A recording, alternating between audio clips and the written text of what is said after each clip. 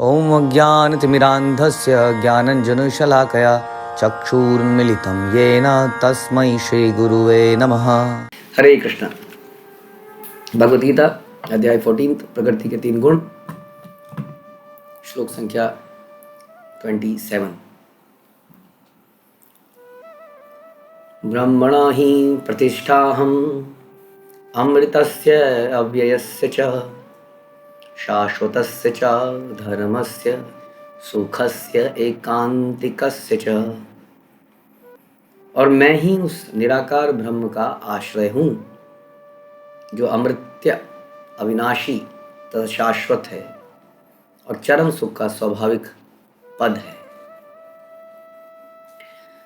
तो इसके पिछले श्लोक में भगवान ने बोला कि तीनों गुणों को लांघने का तरीका ये है कि हम हर परिस्थिति में फेवरेबल हो चाहे अनफेवरेबल हो,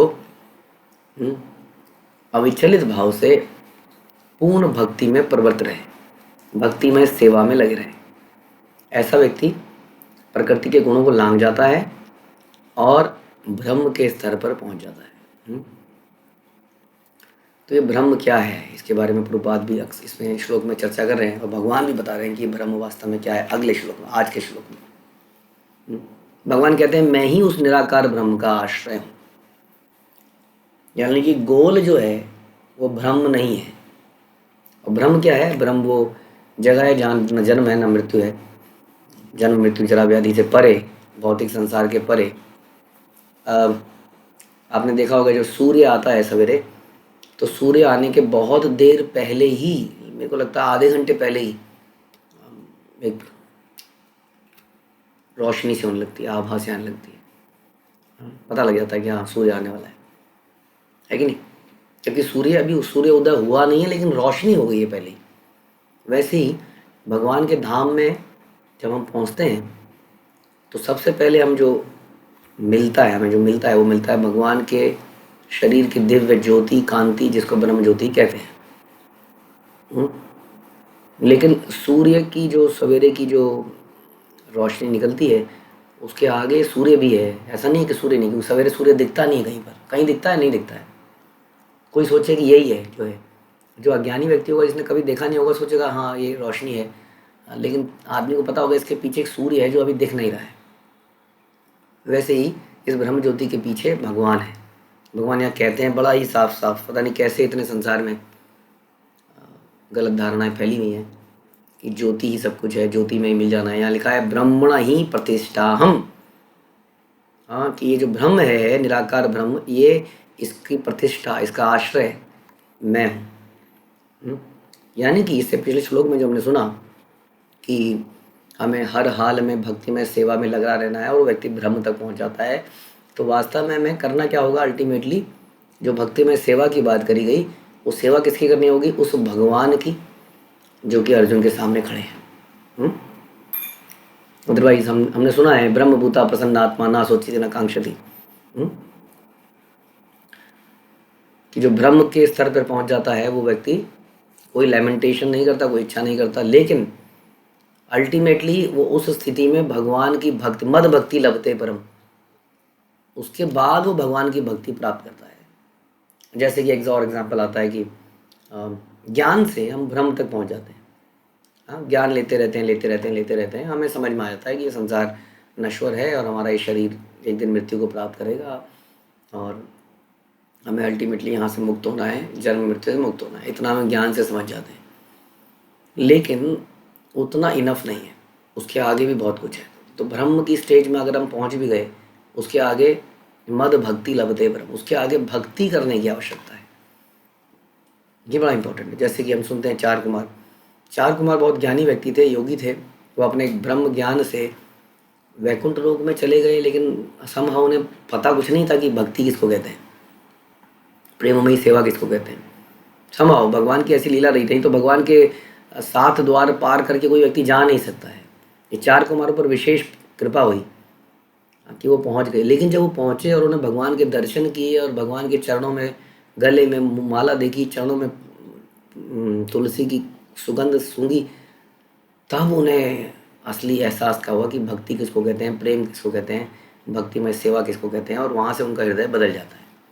अब वो ब्रह्म योगी ना बन के हम भगवत प्रेमी, भगवत सेवा करने वाले बन जाते हैं। ऐसा हम उदाहरण सुनते हैं। ऐसे ही उदाहरण सुनते हैं श्रीमद् भागवतम के वक्ता शुकदेव गोस्वामी के लिए, कि जो जब वो श्रीमद् भागवतम को सुनते हैं तब वो अपने ब्रह्म ज्ञान को छोड़ते हैं। ब्रह्म ज्ञान में आदमी केवल यही बात जानता है, क्या ये शरीर नश्वर है, क्या लेके आए थे, क्या लेके जाओगे, सब बेकार है, सब जीरो है, इस यहाँ से मुक्ति करो, मुक्ति करो, मुक्ति करो, निर्वाण निर्वाण निर्वाण निर्वाण करो। भाई यही है उनके जीवन का उद्देश्य। लेकिन इसलिए कहते हैं कि अगर वो ब्रह्म तक पहुँच भी गया तो ब्रह्म के आश्रय वो भगवान है, और मतलब उसके बाद में भक्ति को प्राप्त करता है। तो भक्ति के लिए ज्ञान तो आवश्यक है ही, लेकिन हम ये भी सुनते हैं कि बहुनाम जन्मनाम अंते ज्ञानवान माम प्रपद्यते, कि ऐसे ज्ञानी कई जन्मों के बाद इस निष्कर्ष पे पहुंचते हैं कि केवल ये ब्रह्म का ज्ञान इनफ नहीं है, जन्म मृत्यु का ज्ञान इनफ नहीं है, आत्मा का ज्ञान इनफ नहीं है, जब तक ये समझ में नहीं आया कि आत्मा भगवान का प्रेममयी सेवक है, डिवोशनल सर्वेंट, डिवोशनल सर्विस करने के लिए है, भक्ति करने के लिए है। वो भक्ति होती है किसी व्यक्ति की, ध्यान रखिए, किसी शक्ति की भक्ति नहीं करते हैं। मतलब शक्ति अदृश्य शक्ति है, इसका कोई नूर ना रूप है ना सौंदर्य है, उसकी भक्ति करना मुश्किल है। उसके आगे हाथ जोड़ा जा सकता है, उससे भयभीत हुआ जा सकता है, लेकिन उसके साथ प्रेममयी आदान प्रदान, जैसे कि भगवान ने अर्जुन के साथ करते थे, नंद बाबा यशोदा के साथ करते थे, गोपियों के साथ करते थे, हनुमान लक्ष्मण भरत के साथ करते थे, ये आदान प्रदान पॉसिबल नहीं। ये आदान प्रदान व्यक्तित्व के साथ पॉसिबल है, और वो व्यक्तित्व भगवान है जो कि कहते हैं कि मैं उस निराकार का आश्रय हूँ, उस ब्रह्म का आश्रय हूँ जो कि अमृत्य अविनाशी और शाश्वत है, और चरम सुख का स्वाभाविक पद है। प्रभुपाद कहते हैं कि ब्रह्म जो है, ब्रह्म का स्वरूप है अमरता। ब्रह्म का स्वरूप, जैसे ब्रह्म में पहुंच जाना, मैंने बोला कि भगवान के धाम में जाने से पहले वो आभा हमें दिखने लगती है, जैसे सूर्य की रोशनी दिखने लगती है मॉर्निंग, लेकिन वो एंड नहीं है, उसके आगे हमें जाना पड़ेगा जहाँ साक्षात भगवान के दर्शन है। लेकिन कोई व्यक्ति अगर वहाँ तक भी पहुँच जाता है तो वो जन्म मृत्यु से मुक्त हो जाता है। इसलिए कह रहे हैं कि ये उसका स्वरूप है ब्रह्म का। उस ब्रह्म ज्योति का स्वरूप क्या है कि वो अमर है, अविनाशिता, शाश्वता, सुखी देने वाला, सुख देने वाला है। वहाँ पहुँचने के बाद भी जन्म मृत्यु नहीं है, लेकिन ये तो दिव्य साक्षात्कार शुरुआत ही है। हाँ, परमात्मा इस दिव्य साक्षात्कार की मध्य द्वितीय अवस्था में है, द्वितीय अवस्था में परमात्मा है। तो परमात्मा भी भगवान का पूर्ण ज्ञान नहीं, क्योंकि परमात्मा भगवान का आंशिक रूप है जो हम सबके हृदय में बैठा हुआ है। और पर भगवान परम सत्य के चरम साक्षात टॉप मोस्ट लेवल पे भगवान स्वयं है, जिनका एक रूप है, सौंदर्य है, नाम रूप गुण लीला इनका है, जो कि अर्जुन के सामने खड़े हैं। अतः परमात्मा तथा निराकार ब्रह्म दोनों ही परम पुरुष के भीतर हैं। 7वें अध्याय में बताया जा चुका है कि प्रकृति परमेश्वर की अपरा शक्ति है। भगवान इस अपरा प्रकृति में परा प्रकृति को गर्भस्थ करते हैं, ये हमने सुना। इस प्रकृति के अंदर जीव की शक्ति को डालते हैं। हम बीज प्रदा पिता, भगवान बीज देने वाले पिता बनते हैं। बीज कौन है? हम लोग। प्रकृति के अंदर हमें डाला जाता है, हम जीव हैं, तब ये भौतिक शक्ति बनती है। जब इस प्रकृति द्वारा बद्ध जीव आध्यात्मिक ज्ञान का अनुशीलन करने लगता है, हम लोग जब इस संसार में आध्यात्मिक ज्ञान को लेना लगता है, तो इस भौतिक जगत के पद से ऊपर उठने लगता है, तीनों गुणों से ऊपर उठने लगता है। उसे ब्रह्म का बोध होता है, और कर्मशः परमेश्वर के ब्रह्म बोध तक उठ जाता है ज्ञान से। लेकिन वो ज्ञान से आगे उसको भक्ति करनी होती है, अदरवाइज कोई लाभ नहीं उस ज्ञान का। ब्रह्म बोध की प्राप्ति आत्म साक्षात्कार की दिशा में पहली अवस्था है।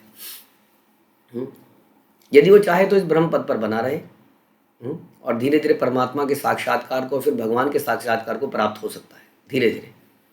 वैदिक साहित्य में जैसे हमने चर्चा करी, चार कुमार, शुकदेव गोस्वामी इत्यादि इसके ऐसे बताए गए, तो धीरे धीरे ज्ञान से अल्टीमेटली कृष्ण के साक्षात रूप को देख पाए। देखिए, ये दोनों ही बड़े ज्ञानी थे, ब्रह्म साक्षात्कार थे, लेकिन जब इन्होंने भगवान के पर्सनल फॉर्म, रूप, गुण, लीला के बारे में सुना तो उसकी चर्चा करी। शुकदेव गोस्वामी जैसा रेनन्सिएट कौन है? आप देखते हैं कि वो वस्त्र तक नहीं पहनते थे। शुकदेव गोस्वामी इतना रेनन्सिएट आदमी। आप जानते हैं कि जब वो एक जगह से निकल रहे थे तो स्त्रियों ने अपने तन तक नहीं ढके, जो कि स्नान कर रही थी एक कुंड में, और व्यासदेव जब आ रहे थे तो कुंड में उन्होंने अपने शरीर को ढक लिया, क्योंकि Shukdev Goswami was such an elevated person की उनके अंदर रंच मात्र भी लस्ट और ऐसी कोई चीज़ थी नहीं।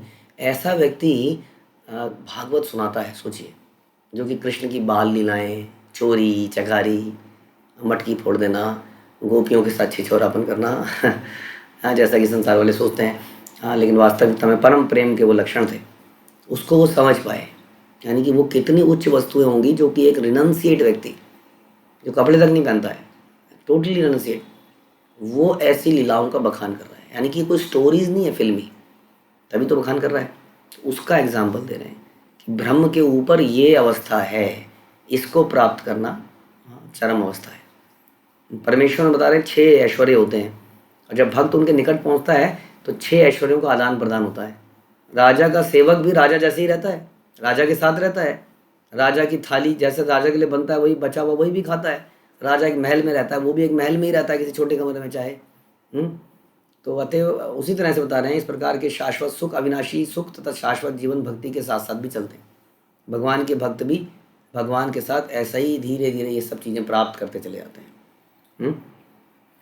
तो जीव यद्यपि स्वभाव से ब्रह्म है, लेकिन उसमें भौतिक जगत पर प्रभु दिवाने की इच्छा ही लगी रहती है। हाँ, और जिसके कारण वो अपने इस संसार में नीचे गिर जाता है, ऐसा बता रहे हैं प्रभुपाद। अपनी स्वाभाविक स्थिति में जीव तीनों गुणों से परे होता है, लेकिन हमने सुना कि जीव ओरिजिनली, जीव जो आत्मा है वो तीनों गुणों से उसका कोई लेना देना नहीं है, क्योंकि जीव तो आध्यात्मिक वस्तु है। तीनों गुण क्या वस्तु हैं? भौतिक वस्तु है। हमने भागवत में सुना कैसे 3 गुण संसार में डाले जाते हैं, अहंकार के साथ मिश्रित किए जाते हैं, फिर अलग अलग चीज़ें पैदा होती हैं। आध्यात्मिक वर्ल्ड में 3 गुणों का कोई लेना देना नहीं है, इसलिए जीवात्मा का 3 गुणों से कोई लेना देना नहीं है। लेकिन जब वो इस संसार में आती है, गिरती है, तब इन गुणों के टच में आ जाती है और अपनी असली स्थिति को भूल जाती है। तो क्या करना चाहिए ऐसे में? ऐसे में हमें भक्तों का संग करके क्या करना चाहिए? श्रवण करना चाहिए, भगवान के बारे में कीर्तन करना चाहिए, नवदा भक्ति करना चाहिए। उससे क्या होगा? उससे हमारी वो ओरिजिनल स्थिति धीरे धीरे फिर से स्थापित होती है, हम तीनों गुणों से परे चले जाते हैं। तो इससे पिछले श्लोक में जो हमने सुना कि अविचलित भाव से भगवान की भक्ति में सेवा करना चाहिए, यहाँ पर भगवान बता रहे हैं कि वो भगवान ब्रह्म नहीं है, वो निराकार नहीं है, केवल वो साक्षात भगवान की बात करिए। इसलिए भगवान बता रहे हैं, क्योंकि संसार में भगवान को मालूम था कई लोग इस भ्रम के चक्कर में भ्रम में पड़ जाएंगे। इसलिए भगवान कहते हैं जब मैं अविचलित भक्ति की बात कर रहा हूँ, सेवा की बात कर रहा हूँ, तो निराकार ब्रह्म, ब्रह्म ज्योति की बात नहीं कर रहा हूँ, बिल्कुल क्लियर है। मैं उसके आश्रय की बात कर रहा हूँ, वो इज कृष्ण हिमसेल्फ। भक्ति किसकी? कृष्ण की, सुप्रीम पर्सनैलिटी ऑफ गॉड। बड़ा क्लियर है, इसमें कोई शर्माने वाली बात नहीं है बताने में, क्लियरली बताने में कि हु इज़ गॉड।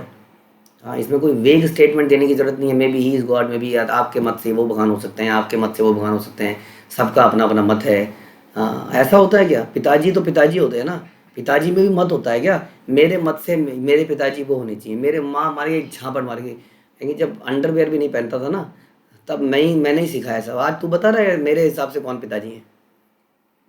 पिताजी में क्या मत चलेगा किसी का? इस आम बीज पता कृष्ण सिंह। तो बड़ा क्लियरली इस बात को बोलना चाहिए कि who is God, Krishna is supreme personality of God. उनकी भक्ति की बात कर रहे हैं। जो व्यक्ति उनकी भक्ति करेगा वो इन तीनों गुणों से उठ पाएगा, ऐसा बता रहे हैं। यही यहाँ पर बताया जा रहा है। भगवान के भक्त बड़े सरल हैं, हाँ, अतीव सरल होते हैं। बनना चाहिए, मनुष्य को चाहिए कि भगवान की सेवा में लगे, श्री विग्रह को अर्पित भोजन का उच्छिष्ट खाए, भगवान का उच्छिष्ट खाए, भोग ला के खाए, भगवान के चरण कमलों में चढ़ाए गए पुष्पों को सूंघे, भगवान के दर्शन करें, उनके लीला थलियों के दर्शन करें, हाँ, उनके बारे में सुने पढ़े, और सदा हरे कृष्णा कृष्ण कृष्ण हरे हरे, हरे राम राम राम हरे हरे, इस महामंत्र का श्रवण करे, इसका कीर्तन करे। तो बता रहे इस प्रकार जो व्यक्ति अपने को ब्रह्म ज्योति या ब्रह्म बोध के विभिन्न प्रकारों में स्थित कर सकता है, वह गुणात्मक रूप से भगवान के तुल्य है। तो ये तरीका है इस पूरे चैप्टर में जो हमने सुना, प्रकृति के 3 गुण कौन कौन से हैं, ताकि हम समझ पाएँ कि हमारे ऊपर कौन सा गुण कब प्रभाव कर रहा है। एटलीस्ट हम चेतना में आ जाएंगे, ओ मेरे पर ये गुण पर इस वक्त हावी है। और उससे निकलने का तरीका हमने अंत में इस 2 श्लोकों में 3 श्लोकों में सुना कि किसी भी परिस्थिति में भक्ति में सेवा में लगे रहें, लेकिन वो सेवा किसकी है? वो है पूर्ण पुरुषोत्तम भगवान कृष्ण की, जो कि ब्रह्म परमात्मा और इन सबके सोर्स हैं। उनकी सेवा में लगने से हम तीनों गुणों को लांघ सकते हैं। हरे कृष्ण। यहीं पर ये चैप्टर समाप्त होता है। श्रील प्रभुपाद की जय, भगवद गीता की जय।